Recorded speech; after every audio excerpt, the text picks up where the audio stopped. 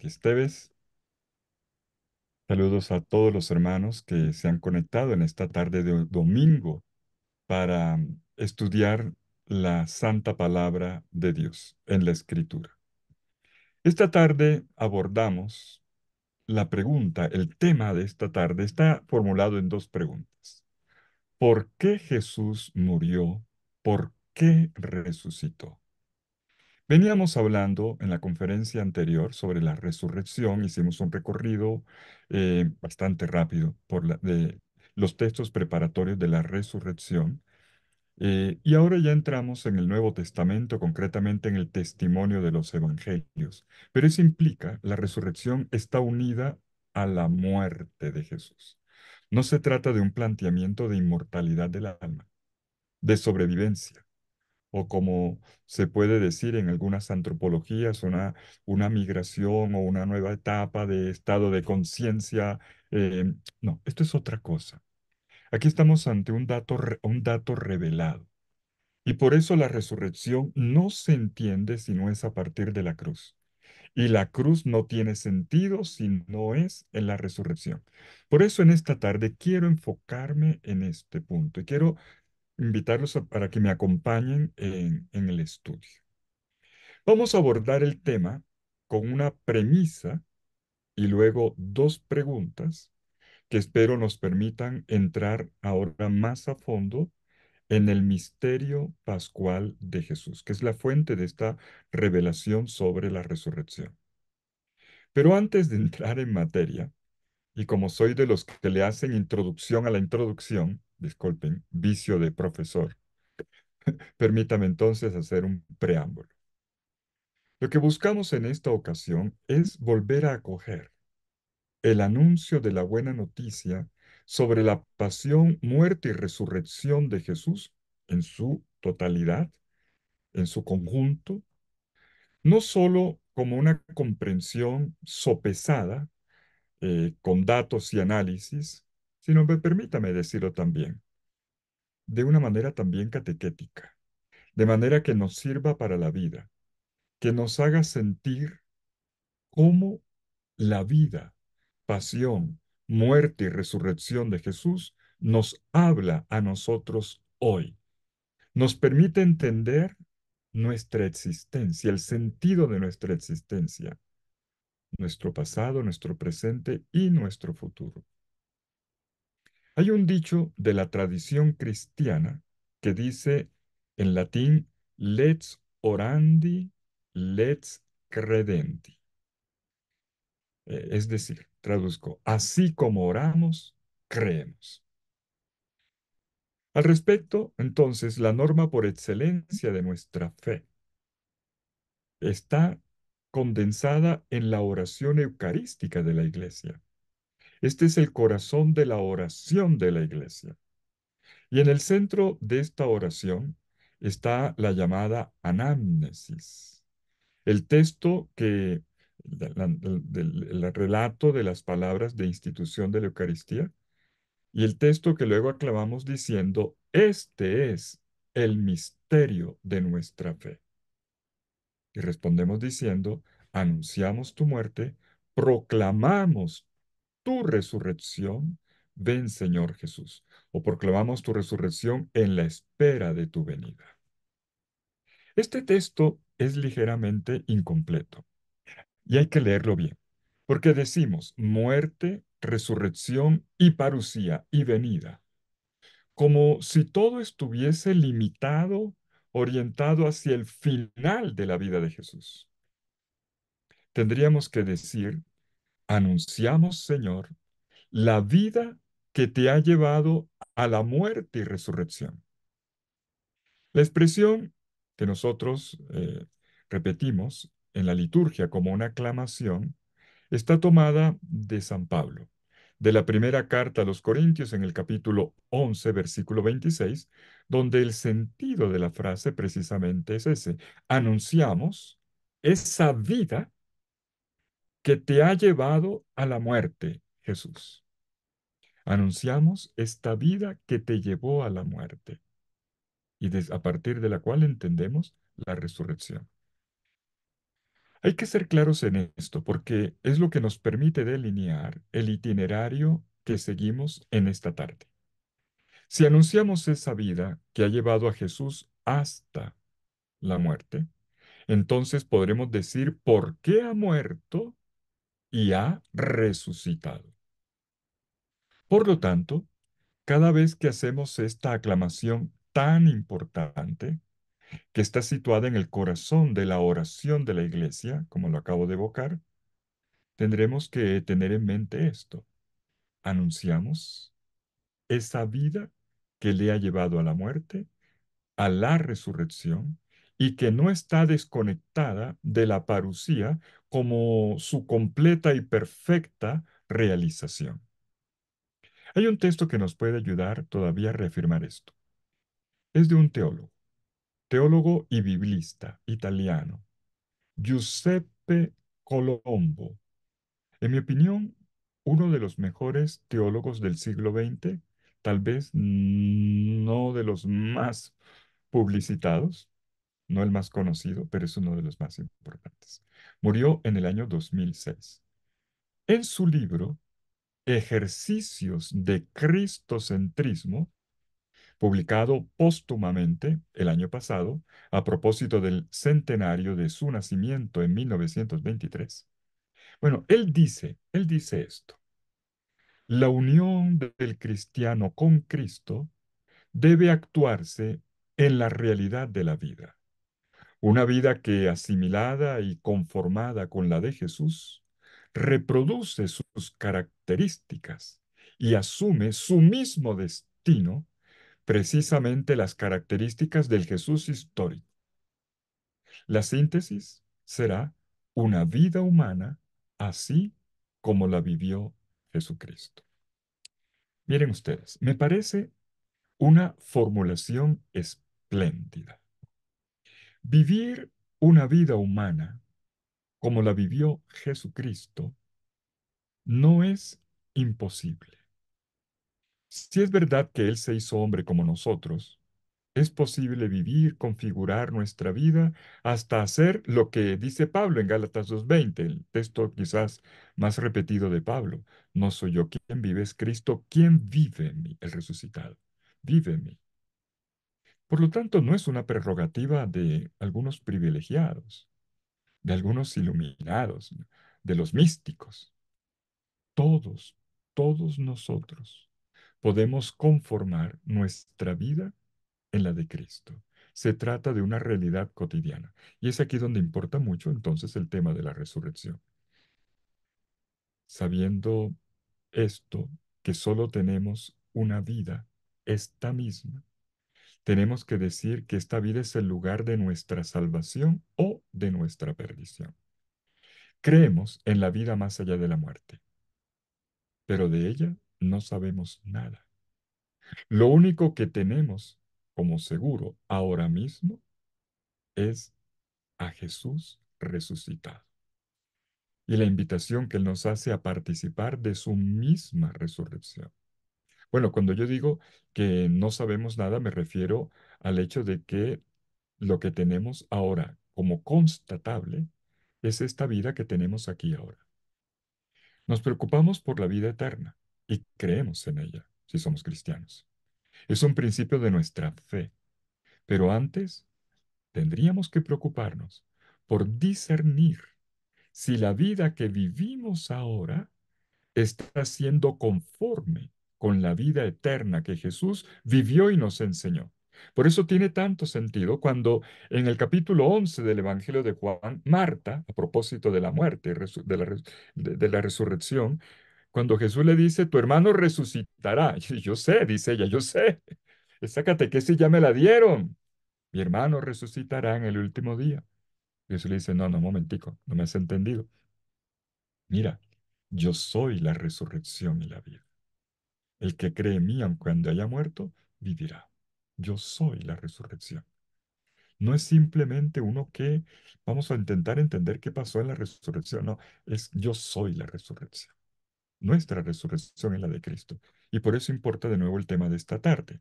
Y yo tengo que decirle, padre Lawrence y Katy, que lo que vamos a hacer en esta tarde es la preparación para la tercera parte, donde vamos a ver la parte más difícil, que es la parte ya de la antropología porque esto estará unido a los testimonios de Pablo, que es el que plantea realmente el problema.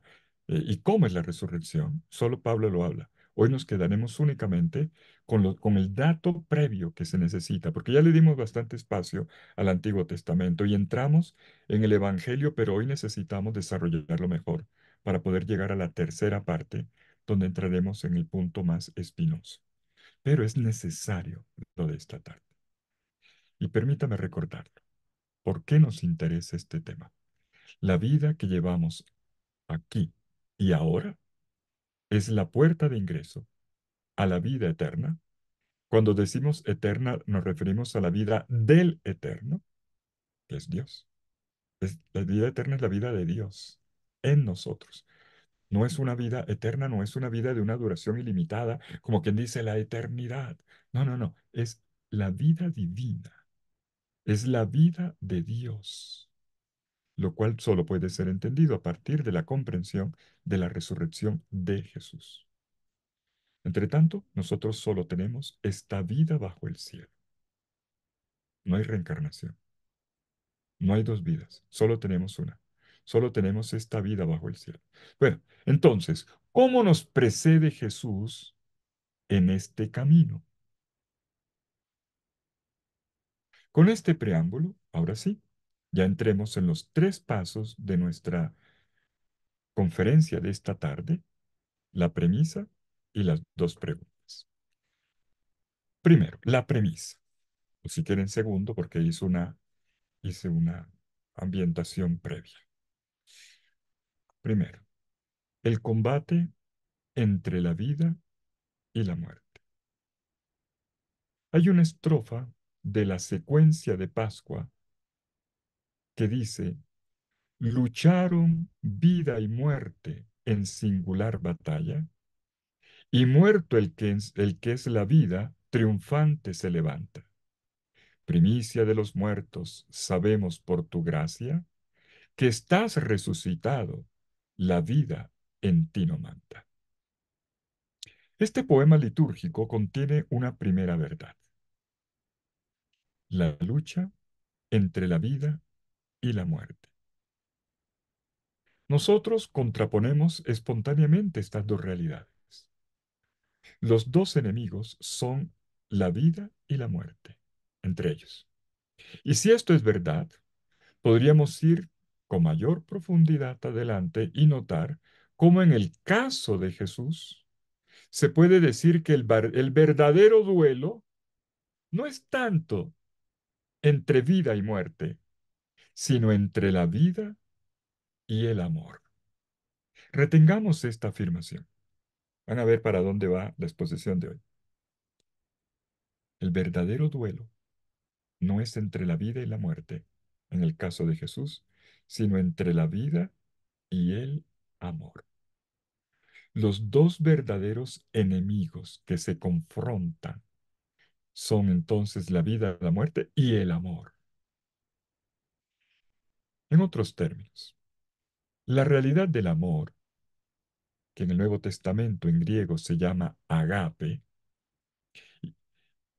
y que fue vivida por Jesús hasta el extremo, hasta el punto, llegar hasta el punto límite que conecta o hasta el extremo de la vida. Es el punto de unión que conecta la vida, la muerte de Jesús y su resurrección. Su amor vivido hasta el extremo, dice, sí, su amor nos amó hasta el extremo, dice Juan 13:1. Mejor miremos el texto. Habiendo amado a los suyos que estaban en el mundo, los amó hasta el extremo. Y aquí San Juan utiliza esta expresión griega, eis telos. No en el sentido, eis telos, telos es fin, pero no en el sentido de un límite cronológico, sino de un ir hasta el punto donde no se puede ir más allá. Por eso la expresión hasta el extremo se puede retraducir como un más allá no sería posible. Este es el amor, el punto, perdón, este amor es el punto de unión entre su vida y su muerte. Y es gracias a este amor que Jesús dio su vida. Gracias a este amor ha muerto. Jesús tenía una razón para morir. Solo quien tiene una razón para morir, tiene una razón para vivir cada día. Lo podemos constatar. Si hay una persona por la cual se esté dispuesto a morir locamente, apasionadamente, es evidente que esta realidad es también la que le dará sentido a nuestra vida. Y le dará sentido, vigor, explosión de energía, motor, belleza, e inspirará cada paso de cada día. Y esta realidad para Jesús era el amor. El amor y la libertad con que Jesús vivió son las únicas realidades capaces de ayudarnos a captar en una síntesis gloriosa su vida, muerte y resurrección. Amor y libertad han inspirado a Jesús en su vida hasta el extremo y hasta causar su resurrección. Mira lo que acabo de decir. Y si esta premisa es clara, comencemos entonces a responder la primera de las dos preguntas. ¿Por qué Jesús murió? Para que podamos responder la segunda. ¿Y por qué resucitó? En realidad debería decirse, ¿por qué fue resucitado? Porque Él no se resucita a sí mismo. Es el Padre el que lo resucita. Bueno, detengámonos ahora en la primera pregunta, paso siguiente de nuestra conferencia. Siguiente punto. ¿Por qué Jesús murió? Resulta que no se puede decir murió a secas. Hombre, históricamente Jesús fue matado. Jesús no se murió, no, lo mataron. Entonces, la pregunta hay que reformularla para ser más precisos. ¿Cuál ha sido la razón que lo ha llevado a gastar su vida hasta sufrir la muerte de cruz, hasta aceptarla? No se haga mi voluntad sino la tuya. Evidentemente le da un consentimiento.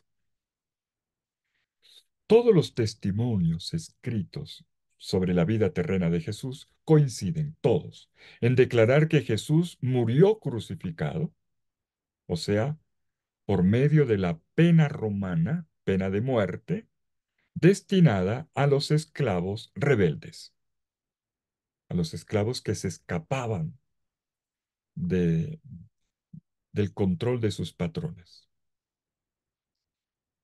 La de Jesús es la muerte de un maldito, como dice expresamente Gálatas, Pablo en Gálatas 3:13, citando a su vez Deuteronomio 21:23, que dice, maldito el que cuelga de un madero. El libro del Deuteronomio, que fue escrito cuando todavía no se conocía la pena de muerte por crucifixión, no está hablando de una cruz, está hablando de un árbol en el cual cuelga una persona a la cual se le aplica la pena de muerte, un ahorcado. Se pensaba que esta era la pena reservada para una persona que no merecía estar aquí, excomulgada, eh, exiliada de esta vida, expulsada del pueblo, de la comunidad y también de la vida. Y entonces se pensaba, todavía más, que esta pena estaba reservada a una persona que quedaba suspendida entre el cielo y la tierra, en una posición que no era la de la tierra, que no lo quiere más, por eso lo matan, ni del cielo, porque Dios lo despreciaría, porque se está aplicando en Deuteronomio una ley de Dios, una norma de Dios. Por lo tanto, distante de los dos polos, Dios y el hombre, rechazado por ambos. Parece que ni la tierra lo quiere, ni el cielo tampoco. En el mundo grecorromano, para los autores paganos, el de la crucifixión Es el suplicio propio de los esclavos, como acabo de decir, como afirmó en una ocasión Tácito, es el suplicio más cruel y horrible. O como dijo Cicerón, de la crucifixión ni me hablen. Pues esta es la muerte histórica de Jesús. Jesús no murió ahorcado. Por lo tanto, el texto de Gálatas, citando Deuteronomio, es un texto que habla de una pena de muerte, pero no de la forma. La forma histórica es la crucifixión. La muerte en cruz es el castigo extremo, ejemplar, disuasivo para quien ha sido considerado antisocial, nocivo para la comunidad de los creyentes, enemigo de la autoridad política, de la polis. Es la muerte vergonzosa, humillante al extremo, por eso ignominiosa, por excelencia, vergonzosa por excelencia. Yo no sé si somos conscientes de eso cada vez que nos permitimos cargar la cruz en el pecho. Yo creo que si lo supiésemos, lo pensaríamos dos veces. ¿Qué fue lo que pasó en Jerusalén en la víspera de un 7 de abril del año 30? Un Galileo, Jesús, quien había reunido en torno a él a un grupo de pescadores, campesinos, algún oficinista por ahí y unas pocas mujeres, todos ellos itinerantes con él, fue capturado. Fue capturado, enjuiciado en un juicio sumario y hasta mal hecho, con muchos detalles de ilegalidad, y condenado a muerte por la autoridad romana, llevado a una muerte de crucifixión. Sabemos bien por qué fue una muerte de crucifixión entonces, porque fue el romano el que tomó la decisión. Si Jesús hubiera muerto en por decisión del Sanedrín, que ya había declarado que era reo de muerte, Jesús habría tenido que morir ¿cómo? Pues de lapidación, a piedra. Pero, puesto que no era posible aplicar la pena de muerte, los hebreos no podían, porque existía una ley romana, la Lex Julia Majestatis, del gran Julio, bueno, de Julio César, el romano, muerto en el año 44, en los idus de marzo del año 44. Pues un par de años antes él había emitido la ley que lleva su propio nombre, la Lex Julia Majestatis, en la cual decía, solo Roma es la dueña de la vida y de la muerte. Por lo tanto, el único que tiene derecho a aplicar pena de muerte es Roma. Por eso, el Sanedrín no pudo tomar providencia, tuvo que llevar a Jesús donde el romano. Y bueno, no estamos hoy en el comentario sobre la muerte de Cristo. Sabemos cómo se dan las cosas y el romano decide que Jesús muera y le aplica la pena romana de la crucifixión. Y este fin trágico, con todos los rasgos de fracaso de carrera, se convirtió enseguida en un escándalo. La resurrección es la aclaración, como aparece en los datos del Nuevo Testamento, es la iluminación, la aclaración del escándalo de la cruz. No podemos hablar de resurrección, será en la tercera parte, y bien, desarrollarlo bien, si nosotros no tenemos en cuenta de dónde viene la afirmación.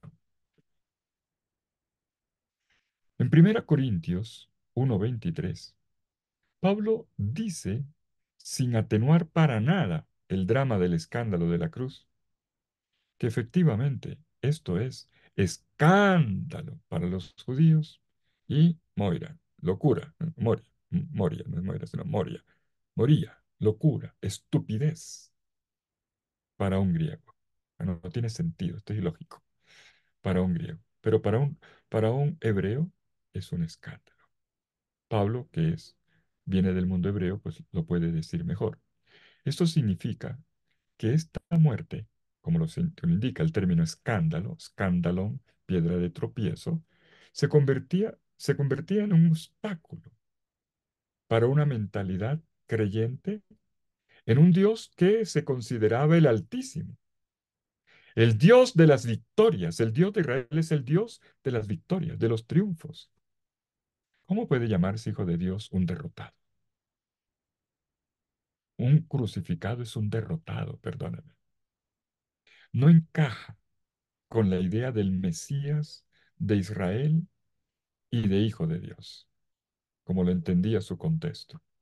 Por lo tanto, ¿cómo es posible que el último y definitivo rey y pastor enviado por Dios para salvar a su pueblo y además hijo suyo fuese matado en una cruz? Y es por eso que a comienzo del siglo segundo después de Cristo tenemos algunos textos interesantes que reflejan lo escandaloso que era este hecho, tanto en el mundo religioso como en el mundo civil, peor todavía en el mundo civil. Cito en primer lugar, permíteme una cita, un texto de corte apologético de Justino, San Justino, quien vive a comienzo en la primera parte del siglo segundo después de Cristo. Él tiene una obra que se llama Diálogo con Trifón. ¿Quién es Trifón? Trifón es un interlocutor imaginario. Este interlocutor imaginario es un rabino.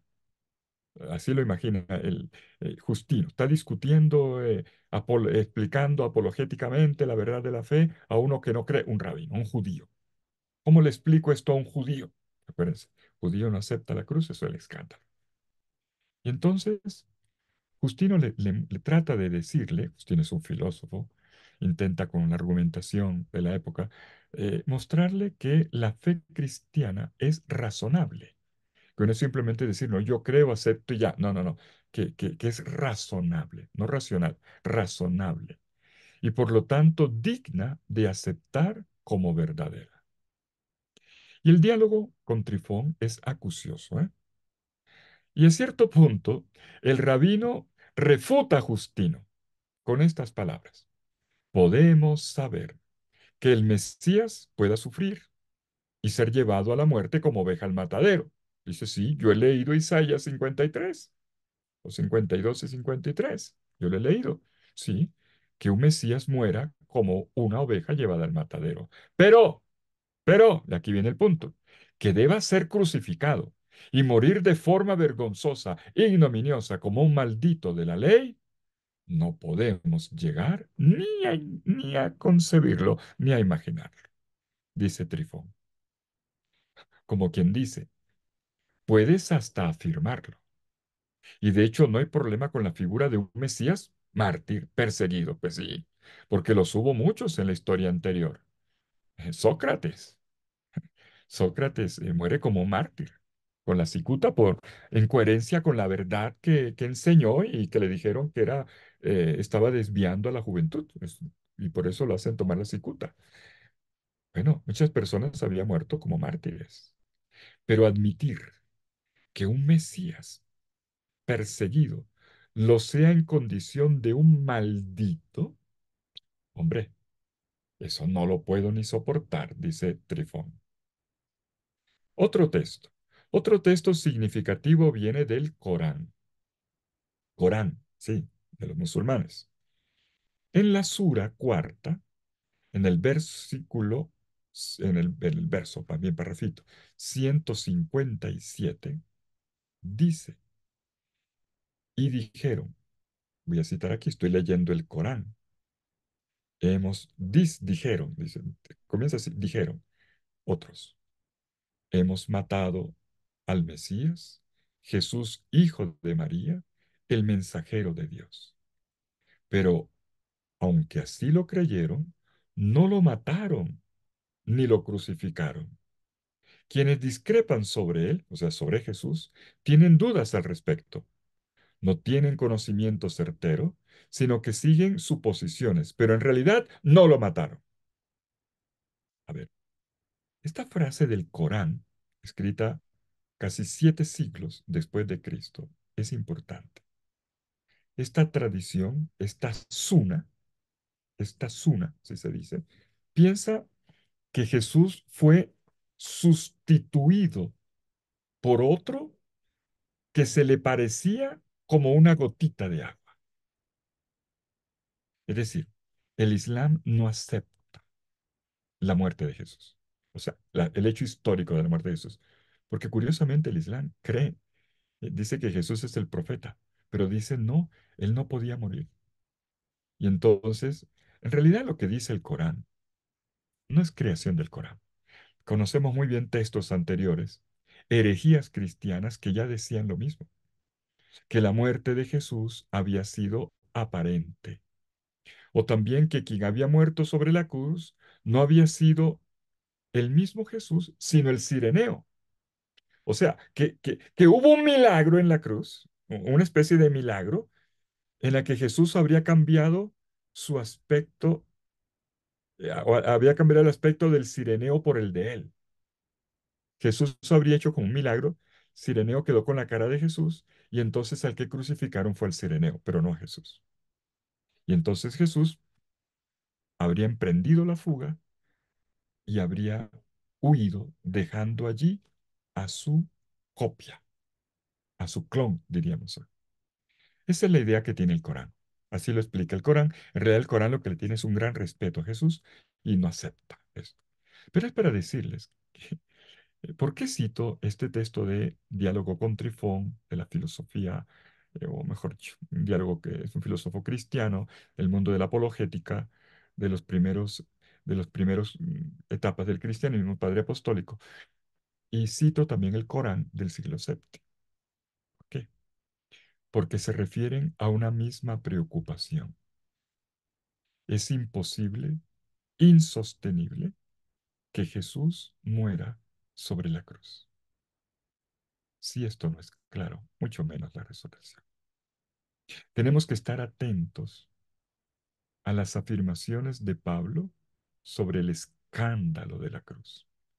Él insiste sobre esta vergüenza para decir que la lógica humana griega y aristotélica es simplemente insostenible. Él va a hablar de la sabiduría de Dios. Estoy pensando con la primera carta a los Corintios, que he estado en estos días dando cursos al respecto y lo tengo aquí dando vueltas. ¿Qué significa entrar en este mundo griego? ¿Con cuál mundo griego estaba hablando? ¿Con qué características? Un tema apasionante, ¿eh? Entrar, meterse a fondo en el tema. Pablo está lidiando con eso, con la filosofía griega que conocía, además conocía más la filosofía popular, más que la gran filosofía erudita, pero igual circulaba. Él la ve simplemente como insostenible.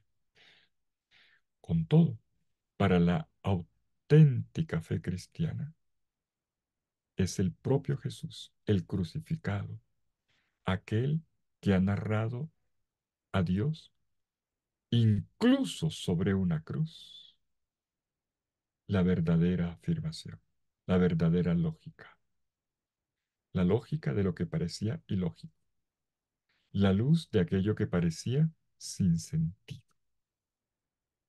la verdadera verdad, podríamos decir en juego de palabras. ¿En qué sentido? No es la lógica de la retórica filosófica, sino la lógica, escuchen, del acontecimiento. Mis queridos amigos, la fe cristiana no se apoya en una reflexión, en una gnosis, en un conjunto de verdades previamente establecido. La fe cristiana se apoya en un hecho, en un acontecimiento. Y esto es lo que quiero que quede claro en esta tarde. La resurrección es la afirmación, el anuncio de la resurrección es la afirmación de un hecho histórico, no una proyección, no un silogismo. Estamos en la lógica del acontecimiento. Y pido atención sobre este punto. Estamos haciendo anotaciones, ya que en el lenguaje religioso a veces decimos cosas sin saber lo que decimos. Cuando veneramos al crucificado, lo hacemos con tantas buenas intenciones, pensando a veces en una especie de santificación del sufrimiento, pensando que Dios quería que Jesús sufriese. ¿Han escuchado eso por ahí alguna vez? ¿Alguno por ahí? Y de ahí se concluye en la enseñanza espiritual cristiana que entre más suframos, más cerquita estaremos de Dios. Son cosas que fluyen en la tradición cristiana, en una de las corrientes. Pero la pregunta ¿es esa la revelación bíblica? Son cosas que fluyen, sí, pero ¿es lo genuino de la tradición cristiana o viene de corrientes piadosas, con las más piadosas intenciones? Y a veces este pensamiento se estira hasta el punto de decir, perdóneme la expresión, hasta el punto de decir bestialidades. Hay que aclarar en qué sentido veneramos al crucificado.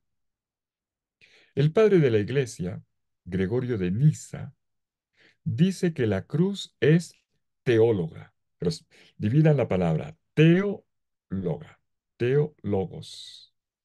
Es la sabiduría de Dios. La cruz es teóloga. Y para entender esto, creo importante hacer un giro. Debemos cuidarnos de la tentación de leer a Jesús a partir de la cruz. Es al contrario, ¿saben? Hay que leer incluso la cruz a partir de Jesús. Y por tanto, cuidarnos de la tentación de mirar a Jesús solo a partir de la cruz, como si Jesús tuviese en mente todo el tiempo la cruz y no veo la hora de que llegue la cruz y todo lo suyo ya estuviese predeterminado por esta cruz que estaba por venir. No, hay que leer la vergonzosa e insostenible y turbia cruz, cuando no siempre logremos captarla, a partir de aquel que subió a ella. Él es el que le explica con gestos. Un Jesús que sube al patíbulo ignominioso para convertirlo en un trono de gloria. Pensemos en la inteligencia espiritual de la Iglesia, que hace que la liturgia del Viernes Santo en la tarde nos proponga la lectura de la Pasión según San Juan. En general, los evangelios hablan poco del sufrimiento de Jesús. No menciona los clavos, no mencionan los azotes, sí, pero no entran en detalles, si eran los tres tipos de azotes, ni cuántas, no entran en nada de eso, ni cuánta sangre le corrió, nada de eso. Eso lo dirán después místicos y dirán después películas y mucho apócrifo.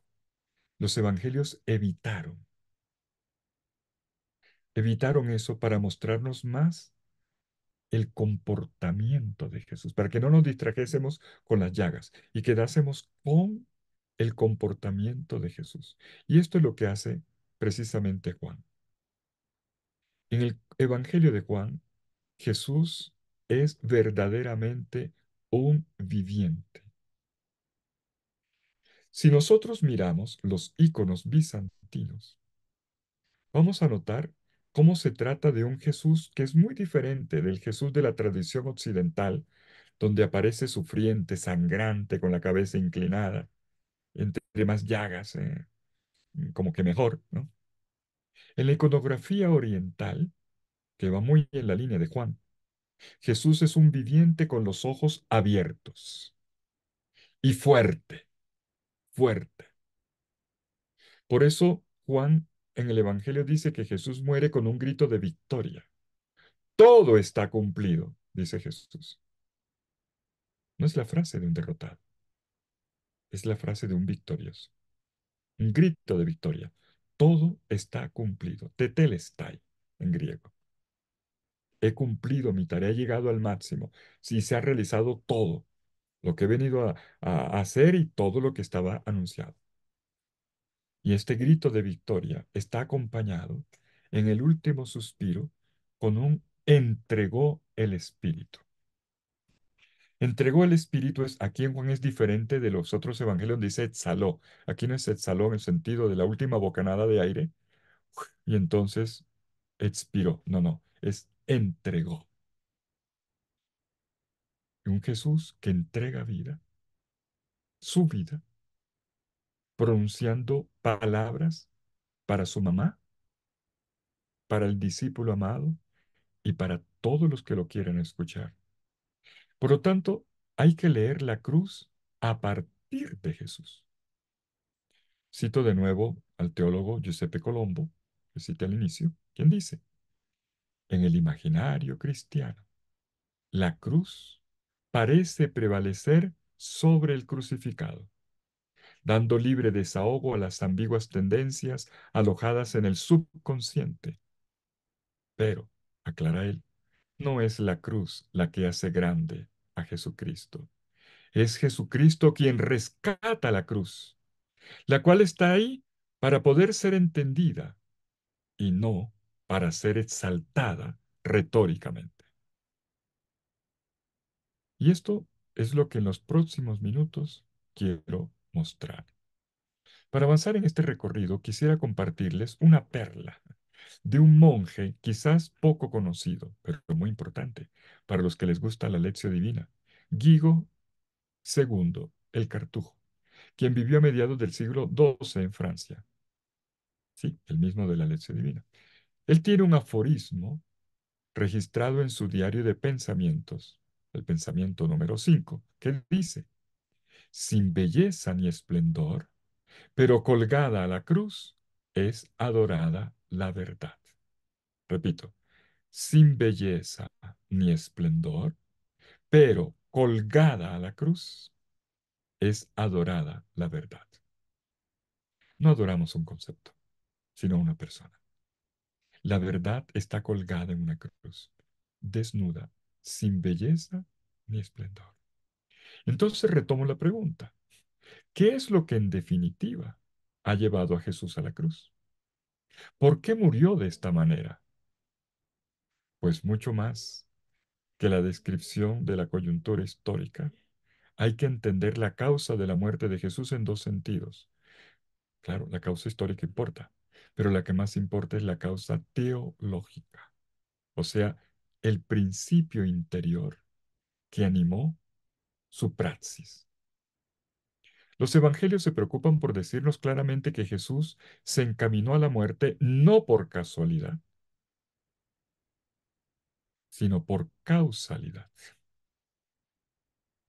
Es decir, no fue simplemente un imperativo divino. Quede esto bien claro, quede esto bien claro. No es casualidad, porque casualmente las cosas le hayan salido mal, sino porque las cosas estaban orientadas en esa dirección. ¿Pero por qué en esa dirección? Aclaro todavía más. No es un Jesús marioneta en manos de un destino predeterminado. Otro de los problemas, Dios mío, antropológicos que es que explicar una y otra vez. No es un destino predeterminado. Como que Dios ya tiene todo programado y entonces dijo cómo iba a morir Jesús y a esa hora y tenía que sufrir todo esto. Eso se llama predeterminación. Si esto fuese así, le estaría dando a Dios, cuidado con la teología, le estaría dando a Dios un rostro perverso. Ese rostro perverso que a veces los seres humanos le achacan a Dios. Y claro, entonces a Jesús no le quedaría más remedio que, pobre, sufrir esta muerte. Que Jesús entrevió su propia muerte. Pero, la dirección es otra, no esa. Jesús mismo entrevió su propio fin. Eso es claro en los evangelios. Los evangelios sinópticos nos dicen que Jesús al menos 3 veces, en Lucas son más de 3, anunció lo que llama la necesidad de la pasión. Ya veremos en qué sentido. ¿En qué sentido es necesaria la pasión, muerte y resurrección? Si Jesús lo anuncia, es porque lo ve venir. Porque siendo una persona inteligente como lo era, con un gran sentido de la realidad, Jesús se dio cuenta de que el círculo de sus adversarios, de sus enemigos, se estaba incrementando y estaba apretando más y más y más, acorralándolo para llevarlo a la muerte. Jesús conocía el caso de Juan Bautista, quien murió de forma violenta. ¿Por qué murió Juan Bautista? Porque enfrentó a un poderoso que vivía inmoralmente con la mujer de su hermano. Conocemos bien la historia. Jesús lo sabe. Y Jesús sabe que con él las cosas no van a ser, no podrían ser diferentes. Y eso Jesús lo dice. Lucas 13:33. Cuando va de camino para Jerusalén, los fariseos hipócritamente tratan de hacerle un favor. Mira, Herodes te quiere matar. Como quien dice, mira, piérdete que Herodes te va a matar. Y Jesús le dice, vea, vayan y díganle a esa Azor que yo hoy y mañana, ¿no? Es decir, yo sigo mi camino. No le tengo miedo a ese rey que mata profetas. No le tengo miedo. Claro, Jesús sabe lo que le va a venir. Jerusalén, Jerusalén, que matas a los profetas y lapidas a los que te son enviados. ¿Cuántas veces he querido reunir a tus hijos como una gallina a sus polluelos bajo tus alas y no quisiste? Por lo tanto, Jesús sabía qué abismo se precipitaba ante su historia, pero no había ido hacia la muerte ni por casualidad, ni tampoco por una determinación innegociable con Dios, de parte de Dios. Al contrario, de aquí viene el punto. Un Jesús que va a la muerte de cruz con libertad y por amor. Libertad y amor, mis queridos amigos, dos palabras tan simples, tan sencillas, son las dos palabras claves para entender la novedad cristiana en la persona de Cristo. Juan 13:1, que ya cité hace un rato, habiendo amado a los suyos que estaban en el mundo, los amó hasta el extremo. Por lo tanto, no soy yo quien lo dice. Aunque no se llegase a esta comprensión por medio de los evangelios, que en mi opinión es clarísima, nos puede ayudar lo que dice la plegaria eucarística número 2. El mismo, cuando iba a ser entregado a su pasión voluntariamente aceptada, tomó pan, dándote las gracias, lo partió y sigue la narrativa, la anamnesis. Cuando iba a ser entregado a su pasión voluntariamente aceptada. Voluntariamente aceptada. En la plegaria eucarística cuarta, vuelvo sobre Lex credendi, lex orandi, para cumplir tus designios, se dice, él mismo se entregó a la muerte y resucitando, destruyó la muerte y nos dio nueva vida. Y a fin de que no vivamos ya para nosotros mismos, ojo con esto, no vivamos para nosotros mismos, sino en función de, como él, proexistencia, no en la autorreferencialidad, en el egoísmo, en el centrarnos solo en nosotros mismos, no, es en la proexistencia, en la alteridad, para que no vivamos ya para nosotros mismos, sino para Él, que por nosotros murió y resucitó, Él se dio para que nosotros nos demos. Valga recordar que este es el centro del misterio eucarístico que celebramos en el Corpus Christi. Envió Padre al Espíritu Santo y seguimos diciendo. Más adelante dice, porque él mismo, llegada la hora en que había de ser glorificado por ti, Padre Santo, habiendo amado a los suyos que estaban en el mundo, los amó hasta el extremo. Comienza afirmando la entrega voluntaria de Jesús. Él mismo se entregó. Y luego, ¿para qué? Para amar a los suyos hasta el extremo. Las plegarias eucarísticas, al menos esta que acabo de citar, afirman claramente que Jesús fue a la muerte con libertad y por amor. ¿Qué fue lo que hizo Jesús en la última cena? Celebró una cena pascual, según los evangelios sinópticos, o una comida de amigos, una comida testamentaria, según el evangelio de Juan. En todo caso, fue una última cena. Y en ella hizo signos para explicar lo que estaba a punto de ocurrir. Tomó el pan, lo partió para decir, así como esto que yo hago con el pan, el tomarlo es importante, tomar y luego partir. Jesús mismo que se asume y entonces voluntariamente es una acción intencional, consciente. Esto que yo hago con el pan es lo que va a ocurrir dentro de poco con mi vida despedazada. Pero cuando otros me están masacrando y despedazando, soy yo el que se está entregando, el que se está dando por amor. Luego sirve el vino y habla de una sangre derramada. Así como este vino es derramado, dentro de poco mi sangre será derramada. Jesús quiso explicar su conciencia de lo que estaba ocurriendo y lo dijo con seguridad. No porque tuviese poderes supermágicos, superpoderes mágicos. A veces hay gente que lo explica así, bueno, como Jesús era hijo de Dios, lo sabía todo, lo podía. No, no, vamos despacio. No, no, no era porque tuviera determinados poderes, que los tenía. Su divinidad, no, no lo discuto, claro que sí, lo creo. Pero no es por eso.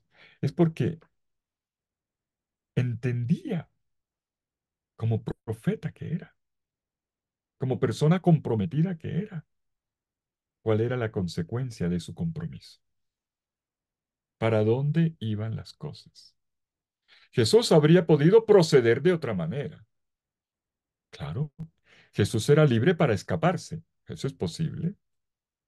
Cuando se dio cuenta de que las cosas estaban saliendo mal, Jesús habría podido regresar a Galilea, que era un espacio seguro, y donde estaban las multitudes que inmediatamente lo habrían rodeado y habrían impedido su muerte. Era un espacio seguro. Habría podido ir a la Nazaret de sus afectos y su misma familia lo habría protegido. O cuando llegan a capturarlo en el Getsemaní, cuando los discípulos desenvainan la espada, Jesús habría podido también utilizarla para resolver las cosas de otra manera, pero dice, no, basta. Y sorprendentemente cura al enemigo herido por aquella espada, sabiendo que ese mismo enemigo es el que lo va a capturar y lo va a herir. Ese es Jesús. Ese es Jesús. Él ya desde el comienzo de su subida a Jerusalén ya presagiaba el final. Cuando los samaritanos le negaron hospedaje, bueno, a través de los discípulos que mandó delante para prepararle donde pernoctar, y les tiraron la puerta en la cara, los discípulos, los zebedeos, que le llamaban los hijos del trueno, porque parece que tenían un carácter, los Boanerges, le dicen a Jesús, estaban molestos, ¿quieres que hagamos que caiga fuego del cielo, que haga arder a todos estos? Lucas 9:52, ¿se acuerdan? Y Jesús no los felicitó, Jesús los reprendió y siguieron el camino. Jesús no quiere entrar en el campo de la violencia, aún sufriendo él mismo la violencia. Elige otra cosa. La opción de Jesús es otra, ir libremente y por amor a su pasión, por amor a Dios y por amor a la gente. Y su cuerpo, extendido en la cruz, no es más que el último acto que dice sin palabras y sin prodigios espectaculares que ama a todos. Con todo esto queda claro que Jesús anunció que su pasión era necesaria. Ahora sí, Jesús repitió la palabra necesidad en forma verbal. Era necesario que. Solo tres letras en griego. Dei, se dice en griego dei. Era necesario. ¿Cómo se conjuga esto era necesario que? Con la libertad. Es un segundo punto que tenemos que afrontar. Tenemos que decir que era ante todo, cuando hablamos de necesidad, de una necesidad humana. ¿En qué sentido? En el sentido de que en un mundo injusto, solo un justo es perseguido, humillado, castigado y puesto de lado y eliminado porque fastidia al status quo. Fastidia. Callémoslo, saquémoslo, no lo pongamos, nos molesta. No puedo hacerlo aquí, pero yo sugiero que cuando tengan un rato, lean los dos primeros capítulos del libro de la sabiduría. Un texto, por cierto, muy cercano al tiempo de Jesús, redactado probablemente en torno al año 50 antes de Cristo. Y allí se habla de esto. Por ejemplo, en el capítulo 2, versículo 12, se escucha la voz de los enemigos que dicen, preparemos trampas para el justo, pues nos es molesto. Se opone a nuestros actos, nos echa en cara pecados contra la ley. Se está portando mal. Bueno, pero una persona que le recuerda la ley o en una congregación las constituciones, prepárate, te vas a caer mal a todo el mundo, vas a perder amigos. Nos echa en cara pecados contra la ley, nos denuncia de faltas contra la educación que recibimos. Y entonces saltemos en el capítulo 2 a los versículos 19 y 20. Se lo sacan de la cancha, lo sacan del partido. Sometámoslo a prueba con ultraje y tortura para cerciorarnos de su rectitud y comprobar su paciencia. Condenémoslo a una muerte ignominiosa, pues según sus palabras, Dios lo asistirá. Son palabras que iluminan muy bien, la conciencia que Jesús tiene frente a su muerte incumbente y que los evangelios reflejan. Basta ver todavía en nuestro tiempo, esto que estamos diciendo es tan real, tan cotidiano, lamentablemente. En nuestro tiempo, quien trabaja por la paz y por la justicia es considerado fastidioso. Los que trabajan con los más pobres, los que le ayudan a las comunidades campesinas o a las personas que están en barrios marginales a reclamar sus derechos, los derechos que les corresponden constitucionalmente, las termina matando. ¿Me equivoco? Si es posible, los matan de forma brusca, se les elimina de manera que otros le cojan miedo y se queden callados, o también de forma sutil, sin asumir responsabilidad. Resulta asesinados sin que los asesinos sean judicializados. Me está dando- Judicializados. No hay justicia.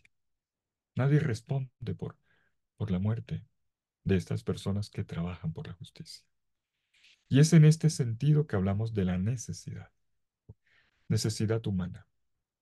Pero cabe también una necesidad divina en este Dei que ha estado en boca de Jesús, según los evangelios sinópticos. ¿Era necesario que? Pues sí, pero en un sentido muy preciso. Y yo pido que abramos los ojos, ¿eh? No pensemos nunca, cuando hablamos de necesidad divina, que se trate de un hecho cruel por parte de un Dios Padre que quería que su Hijo muriese. Eso seguramente ustedes lo han escuchado, como lo he escuchado yo desde niño. Dios tenía este plan y entonces Dios estaba esperando la muerte de su hijo para descargar, para satisfacer la ira que le causa a nuestros pecados y el mal del mundo. ¿Lo han escuchado alguna vez? En el siglo XVIII, en la espiritualidad cristiana, este pensamiento hizo carrera. Está en muchos textos. Es la llamada teoría de la satisfacción.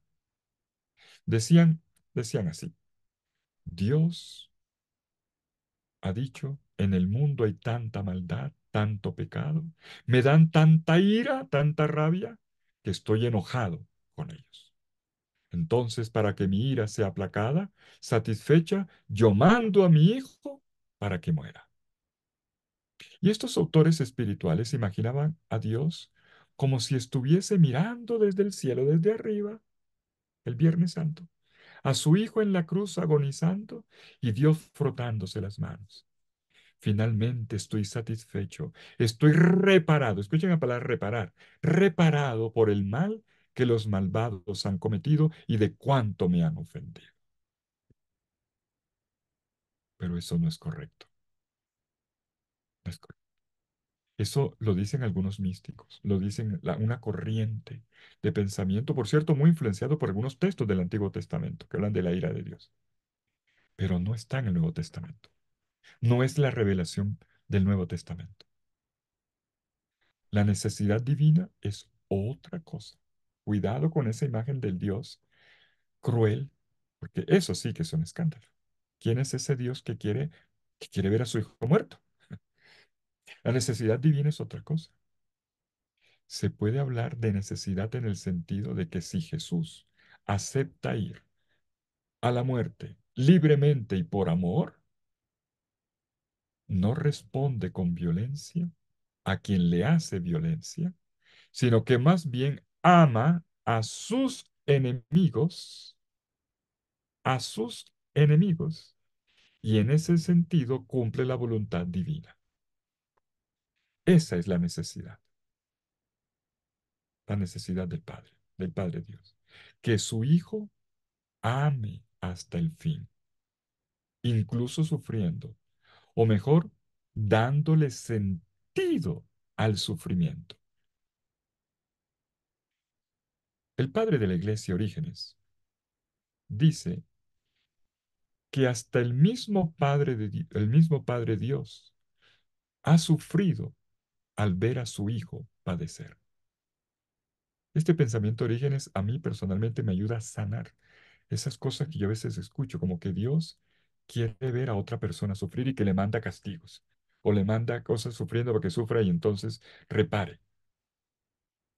Orígenes dice, porque es que ese no puede ser un Dios Padre. El verdadero Dios Padre es un Padre que sufre viendo a su Hijo sufrir. Lo que el Padre ve, entonces, es cuánto su Hijo es capaz de amar, de cumplir su voluntad de amor, que el Padre había tratado de enseñar en el Antiguo Testamento con pocos resultados, pocos resultados. Un amor que abraza, escuchen, que abraza incluso a quien hace el mal.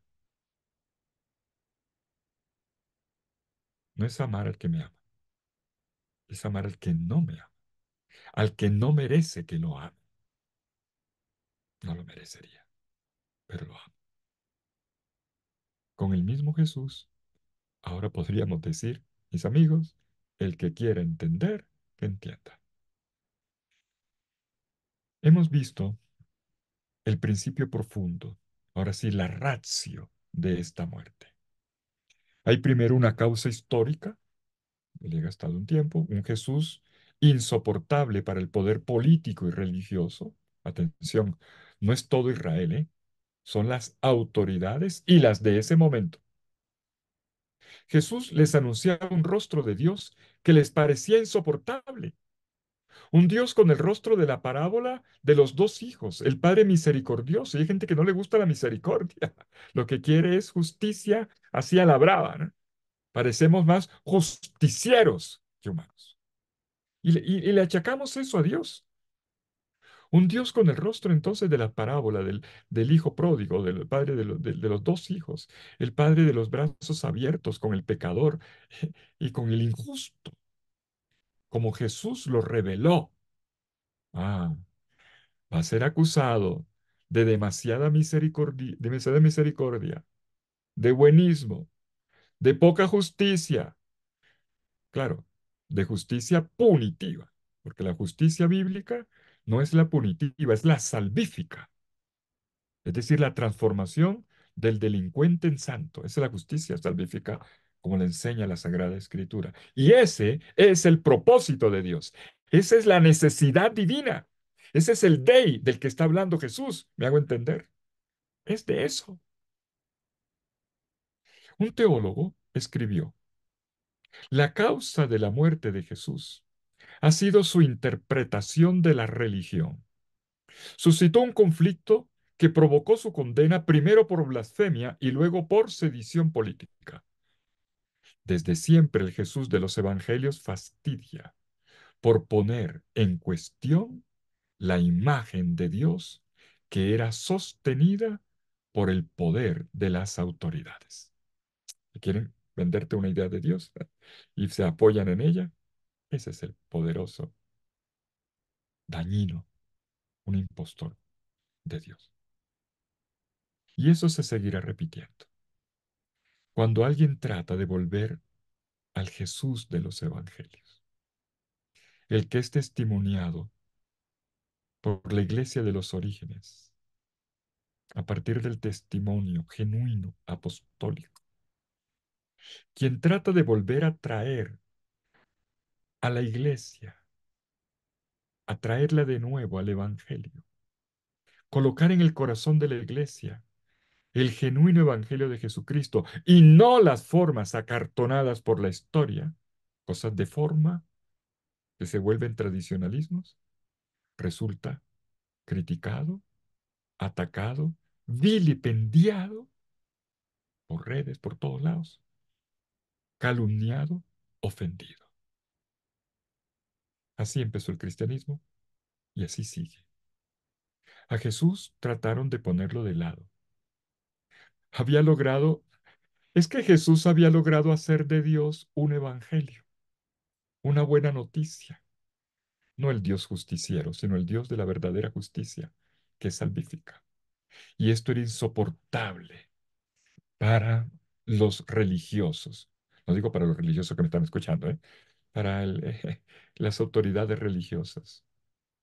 Pero también lo era para el poder político, cuando se dejan convencer las autoridades o la autoridad romana de que Jesús con su comportamiento estaría atentando, imagínense, contra la soberanía del emperador. Lucas 23:2. Hemos encontrado a éste soliviantando a nuestra gente y prohibiéndole dar el tributo al César y diciéndole que él es el Cristo, el Rey. Puras mentiras. Jesús nunca dijo que no pagaran el tributo al César ni puso a nadie en contra del emperador. La escena en la que se unen el poder político y el religioso contra Jesús es terrible, ¿eh? Es lo que subraya el Evangelio de Juan. Juan es fino hasta poner de relieve la paradoja. Quieren, dice Pilatos, miren la ironía y la paradoja, quieren que crucifique a su rey. ¿Y qué responden los judíos? No tenemos a otro rey que al César. ¿Ustedes se imaginan eso? ¿Un judío diciendo eso? ¿Un judío diciendo eso? Delante de Pilatos, nuestro rey es el César.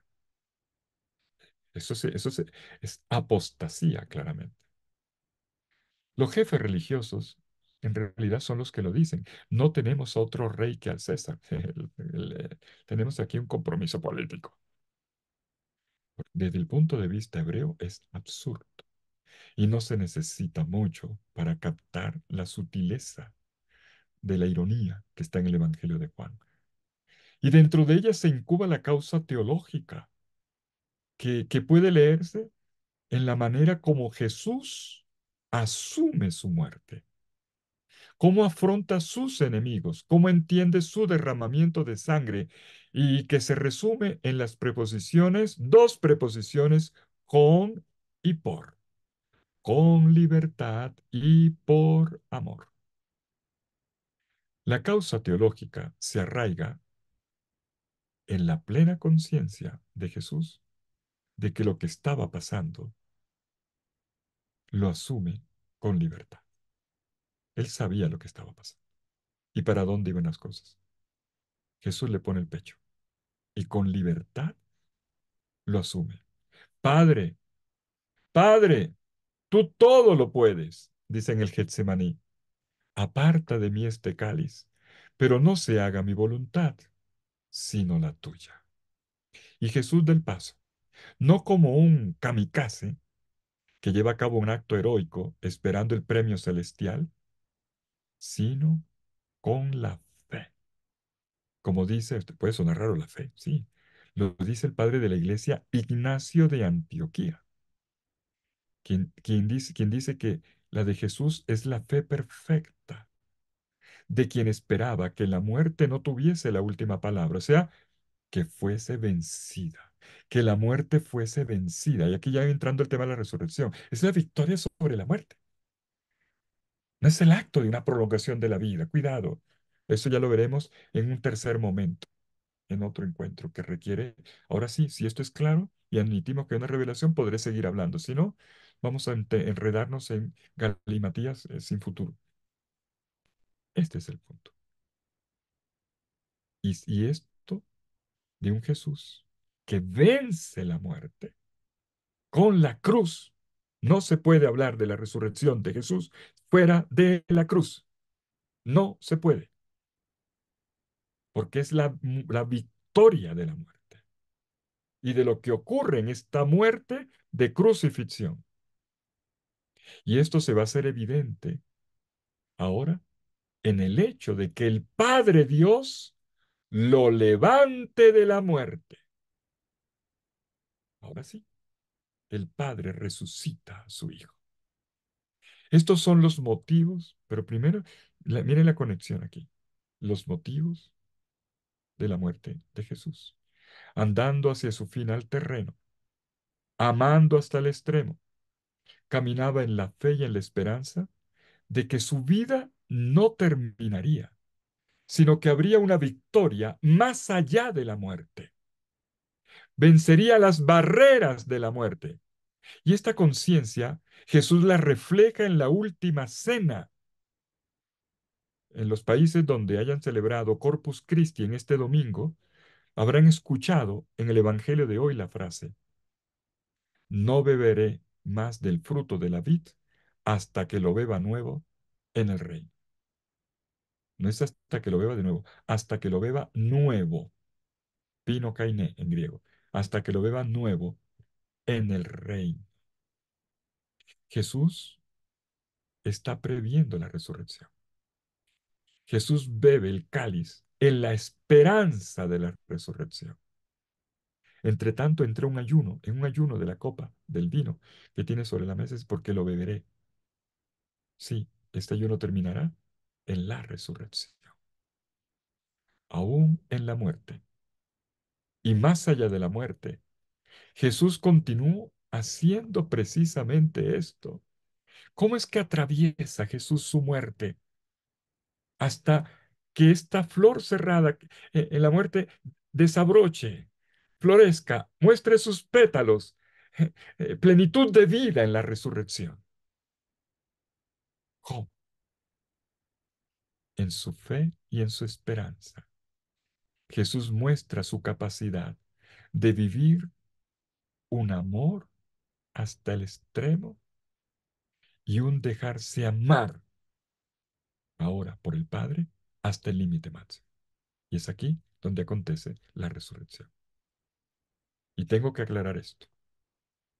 Repito, no podemos hablar de resurrección sin hablar de la muerte, de cuál es el sentido de la muerte. Si no, no se entiende la resurrección. Nos vamos a perder en discusiones filosóficas. Y no ese es el caso, porque lo nuestro parte de una revelación, de un acontecimiento, el hecho de que Jesús es resucitado.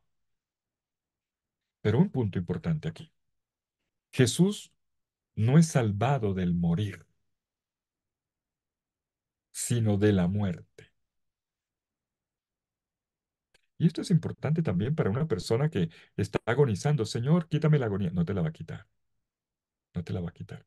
Dios el Padre no salvó a su Hijo de la agonía, o sea, del morir. Lo que lo salvó fue de la muerte, no de la agonía. La salvación ocurre en el punto más importante, no el sufrimiento. El sufrimiento es humano, es inherente a nuestra estructura biopsicosomática espiritual, nuestra estructura antropológica. Cuando llegamos al límite de la muerte, eso, ahí es donde ocurre la salvación. Ahí es donde interviene el Padre con una nueva creación que espero me permitan explicar mejor en su momento. Es un acto creador. La resurrección es una intervención creadora del Padre. El Padre que está en el origen de la vida es el Padre que está en el otro extremo de tu vida terrena. de nuevo con una acción creadora. La resurrección es una acción creadora. Pablo es quien lo va a explicar mejor. Por eso dije, hoy me quedo con los evangelios. Pablo lo va a explicar muy bien cuando hable de una nueva creación. Jesús no es salvado del morirse. ¿Saben que, sino de la muerte? A mí me llama para que descansen el lápiz un momentico. Mi filósofo favorito, perdón, es una broma, pero es el Chavo del Ocho, que le dice a Kiko, yo no tengo miedo de la muerte, sino de cómo me voy a morir. A mí me encanta esa limpieza infantil del Chavo. Es verdad, es verdad. No tengo miedo de la muerte, sino de cómo me voy a morir. Claro, yo también. Y aquí entramos en el punto esencial, porque la resurrección tiene su raíz en la praxis de Jesús. Y para nosotros también lo tendrá en nuestra praxis hoy. Por eso ya explicaremos después la frase de Juan, yo soy la resurrección y la vida, el que cree en mí ahora ya está resucitado. Este es el punto esencial. Viviendo y muriendo de esta manera, la muerte de Jesús no es más que la síntesis de su vida. Y por eso hay que volver atrás en todo lo que pasó en esta trayectoria histórica de Jesús. Viviendo de esta manera, Jesús nos ha liberado del miedo de la muerte. Sabemos que en la vida tenemos varios tipos de miedo. Cuando dice miedo, a ver, un momentico, ¿qué tipo de miedo es? Y hay uno que es el rey de los miedos, el generador de todos los miedos. Cuando yo digo rey de los miedos, la frase no es mía, es de Job. ¿Han leído Job? Job capítulo 18, versículo 14. Él dice que el rey de todos los miedos es el miedo de la muerte. Nos domina. La sensación de que nos vamos a morir nos vuelve, entonces tengo que acumular, tengo que aprender. El miedo a la muerte nos mata. Y Jesús lo vence. A veces pensamos que podemos conjurar la muerte llenándonos de cosas. Todo lo contrario. Jesús vence este miedo. ¿Quién lo dice? Lo dice la carta a los Hebreos. Es un texto un tico difícil, pero muy importante. Hebreos capítulo 2, versículos 14 y 15. Se los voy a leer. Porque así como los hijos comparten la sangre y la carne, también Él, Jesucristo, participó de ellas, de la carne humana, de la sangre. Por eso era, el Jesús terreno es mortal. ¿Para qué?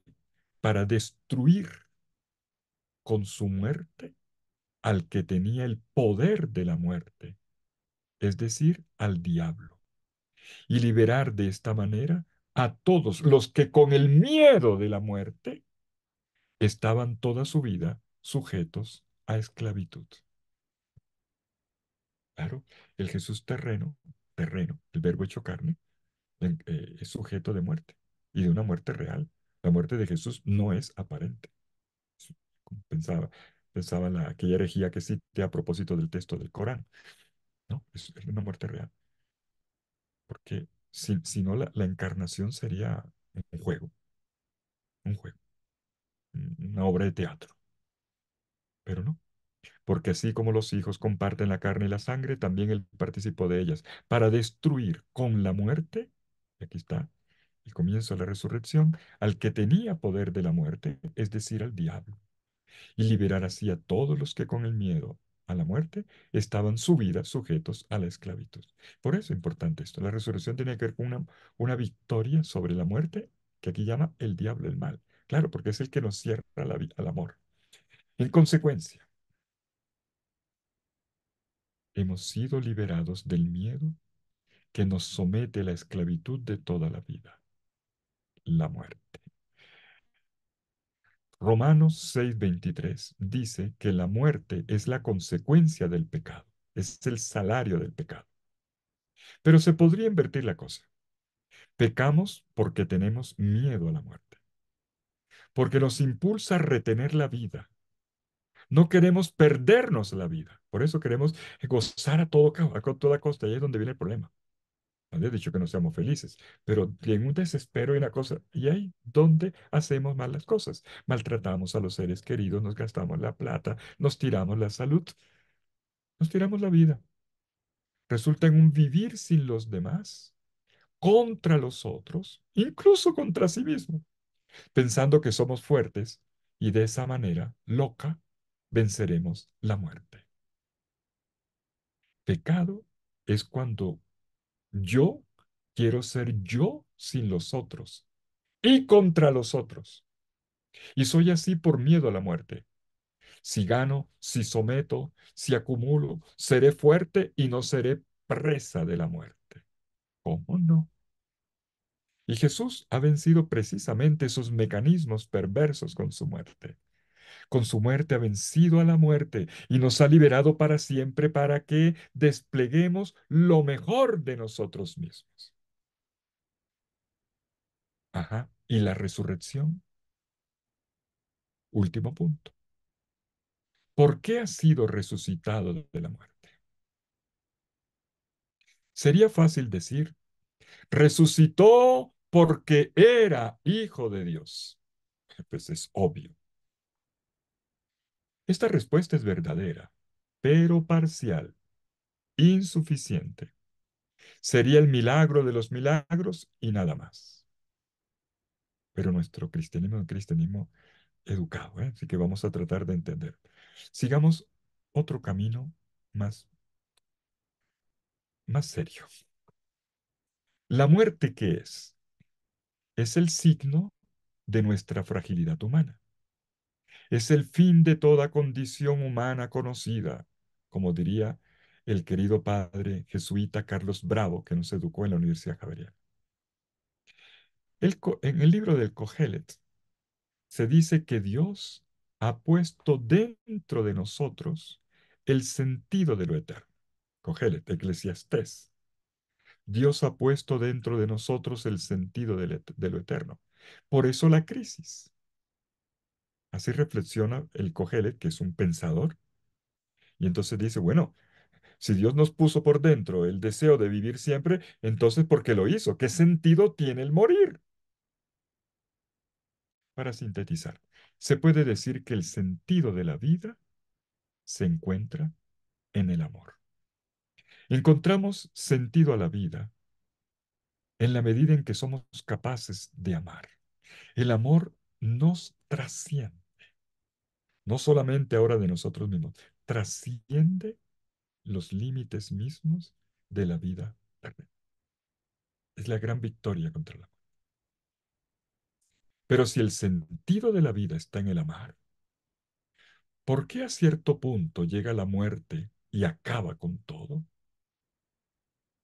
Nada más extraño para un amante que ver cómo se atraviesa la muerte y le arrebata a la persona amada. Para el hombre del Antiguo Testamento, tema de la primera conferencia, esto es una injusticia. La suma injusticia. Morirnos es una injusticia, dice el Antiguo Testamento. Y a partir de ahí comienza a abrir la brecha, a abrir las porosidades que van a arrojar la luz del cielo o la revelación sobre la resurrección.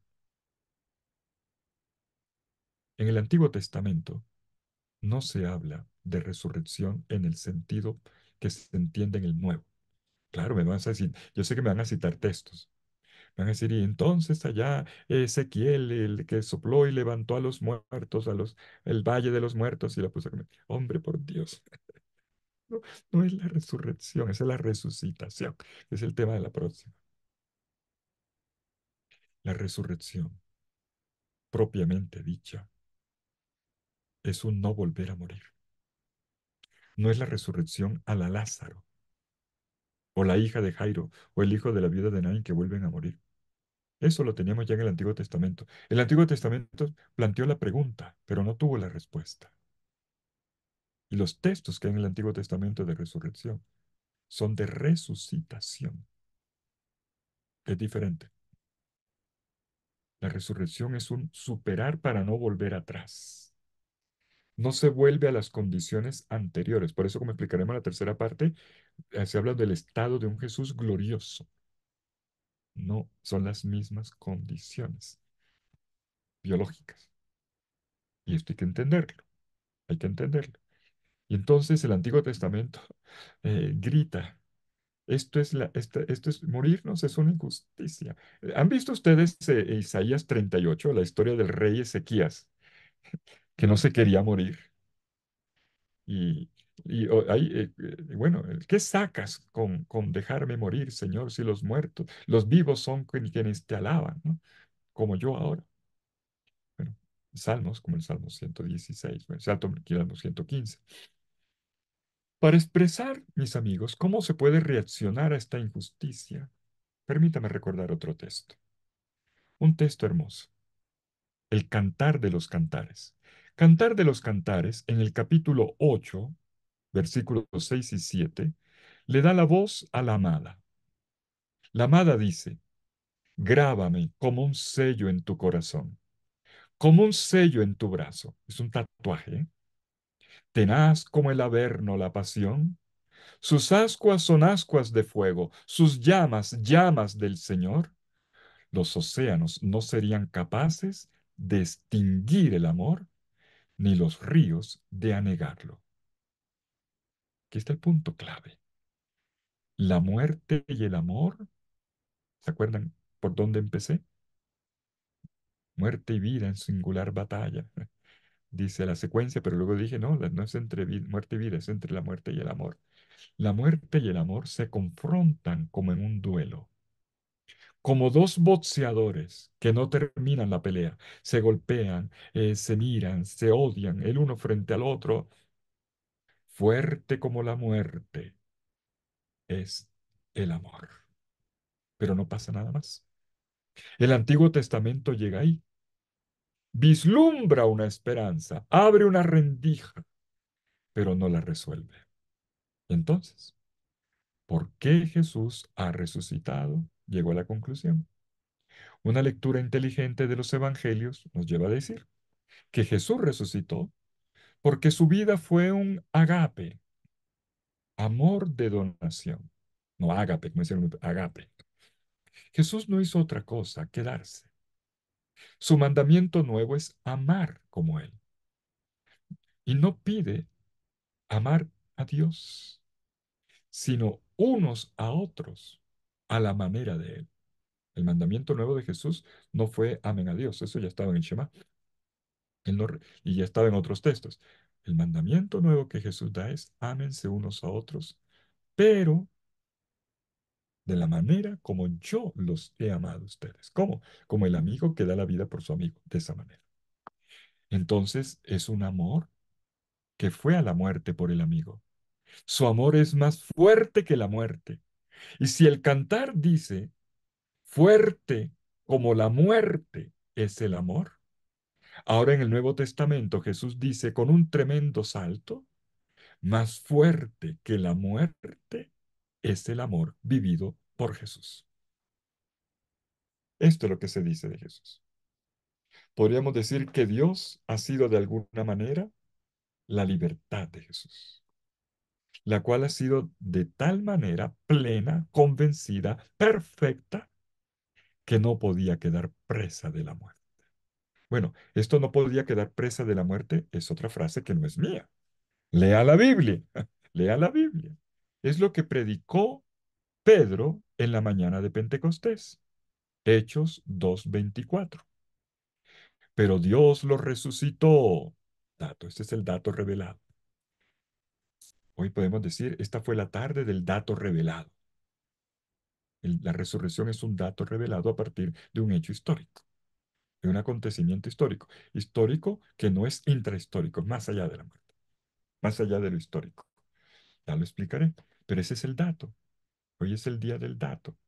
Nuestra fe se apoya en un dato, no en un silogismo. Dice Pedro, Dios lo resucitó rompiendo las ataduras de la muerte, porque no era posible que ésta lo tuviera bajo su dominio. frase es muy importante. Está diciendo que Jesús no se autorresucita. Jesús fue resucitado.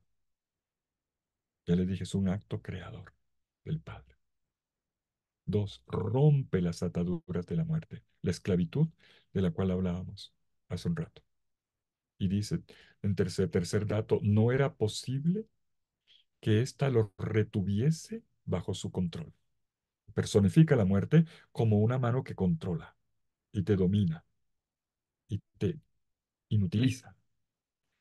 No era posible. Y entonces cita el Salmo 16, diciendo, hablando del amigo. Es bonito ese versículo. El Salmo 16 se lo recomiendo. El Salmo de un amigo. No era posible que lo retuviese porque era el amigo. Un amor tan desbordante. Es decir, el amor no muere. Eso es un acto de amor y un permanecer en el amor.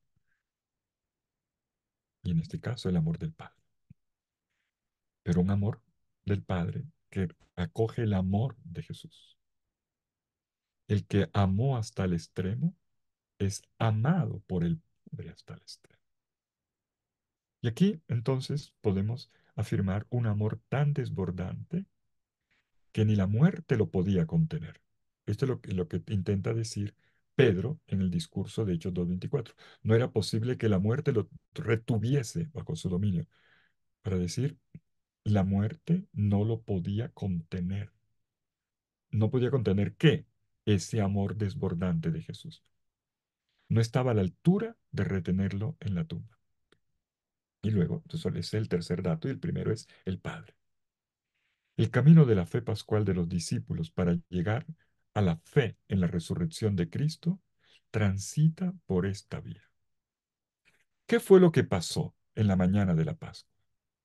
Las mujeres encontraron una tumba vacía y en medio del shock, de la perturbación, se hacían preguntas, hacían preguntarse, las preguntas es importante, hacían un trabajo interior.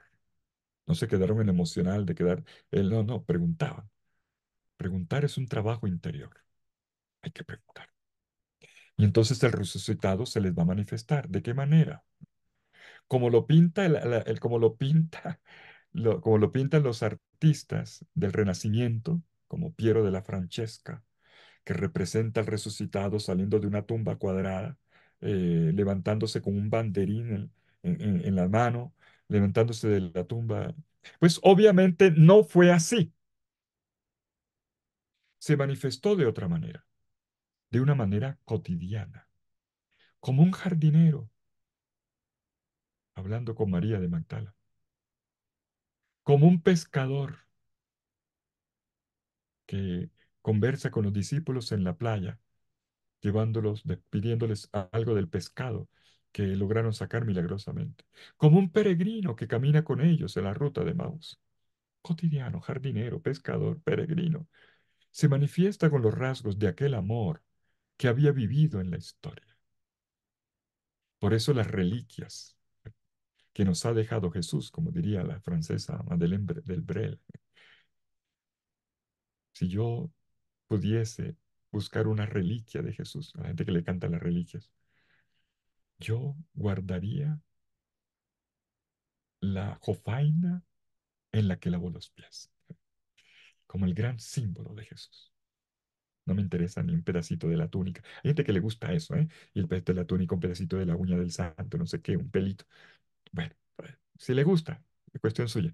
Pero las reliquias que Jesús nos ha dejado, el testamento que nos ha dejado, son los signos de su amor.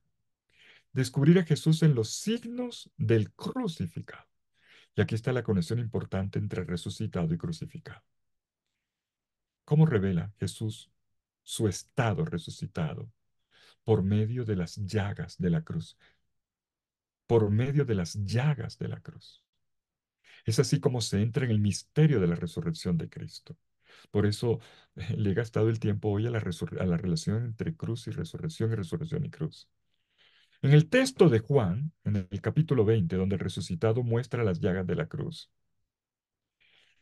se dice las marcas, bueno, las traducciones dicen marcas, pero en griego se dice semeion, las señales. Señales, una cosa es una marca, una herida, una cicatriz, y otra cosa es una señal. Una cicatriz es una cuestión que está ahí, simplemente, pero una señal es una invitación a leer algo. Y esa es la palabra que utiliza Juan. Les mostró las señales, como quien dice, lean, lean el alfabeto del amor. Y esto es lo que hace saltar a Tomás.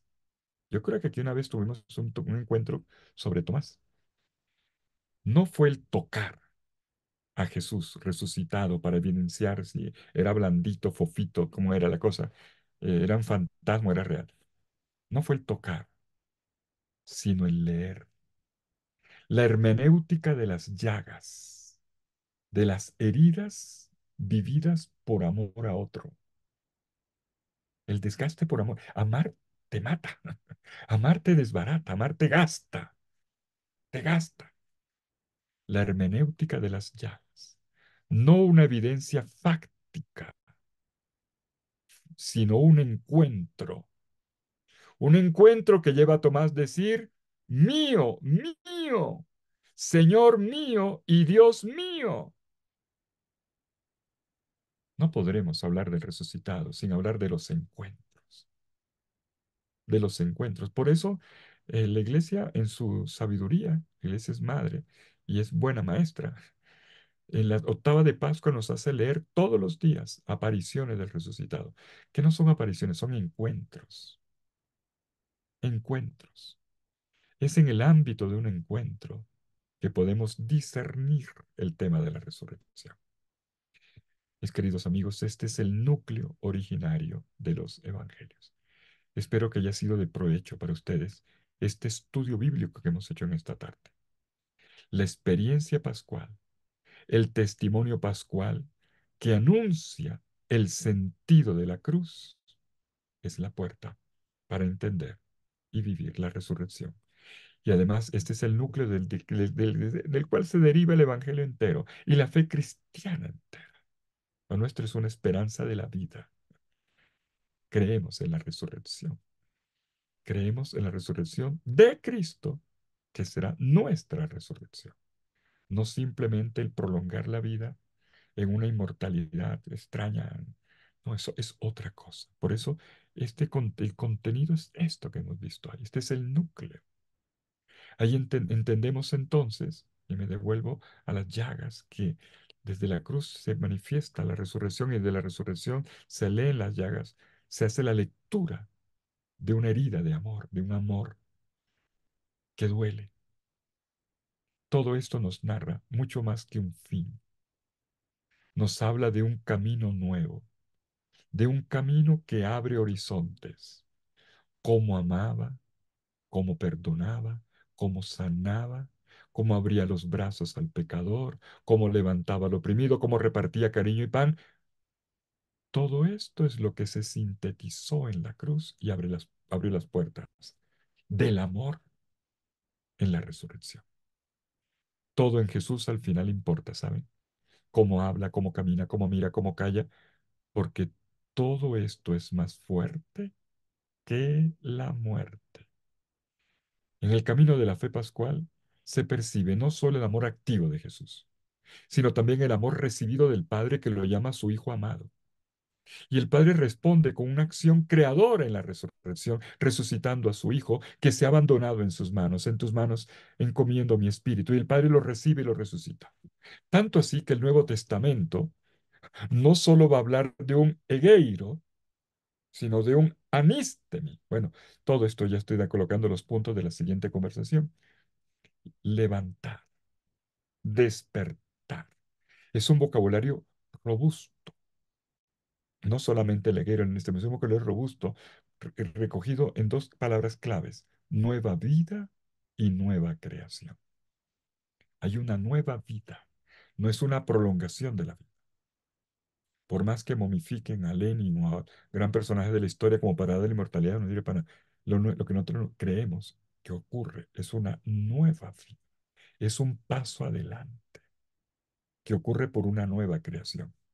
El Dios que ha estado en el comienzo de la vida, repito, interviene al final de ella con otra acción creadora y aún más espectacular. Sin hacer es un milagro, el milagro de la vida. La resurrección es eso mismo y mucho más. La vida siempre es dada. Nadie se dio la vida a sí mismo. Nadie nace por espontánea generación. La vida fue dada, se la debemos a nuestros papás. Pero la vida en la gloria, la resucitada de la muerte, será también dada por el Señor. Si en la primera no nos preguntaron, a ninguno de nosotros nos preguntaron si queríamos nacer, para esta nueva vida nos lo preguntarán. ¿Quieres ese don de la resurrección o no? Estamos invitados, mis amigos, a hacer este camino. Vamos a hacer este camino. Los discípulos aprendieron a hacer este camino de la comprensión de la resurrección. Por eso aquellos que habían abandonado a Jesús por miedo con el miedo a la muerte, a partir de la experiencia pascual estaban dispuestos a darlo todo, todo por Jesús. Y por eso los apóstoles mueren mártires, como Jesús, menos Juan parece, pero todos, derramando la sangre como el Maestro, es decir, amando. El único precio que el cristianismo nos pide para ser vivido con autenticidad es el del amor. Si creemos y esperamos en la resurrección del crucificado, del hombre Jesús, es porque es una cuestión de amor. Es extraordinario. Este es el hilo de oro para entender. Todo es un amor. Y entonces vuelvo sobre la secuencia de Pascua. Lucharon vida y muerte en singular batalla. Y la secuencia nos va a decir, bueno, hubo una victoria. Estamos ante una victoria. ¿Cuál victoria? Fuerte como la muerte es el amor. Más fuerte que la muerte ha sido el amor que Jesús ha vivido. Y este amor lo asimilamos, nos configura y nos hace más fuertes que la muerte. En Él se puede irrigar por las venas del mundo, mis amigos, otra fuerza que contrarresta la violencia, la injusticia, la corrupción tan descarada que anda por ahí, la depresión y todas las formas como la muerte es Sentía eso, por el pecado provocado por el miedo a la muerte en la lucha por el sobrevivir. La muerte ya no tiene dominio sobre él, nos va a decir Pablo en Romanos 6:9, ni tampoco lo tiene sobre quienes están sumergidos en él. Y esto es lo que nosotros anunciamos cuando decimos, creo en la resurrección. Muchas gracias.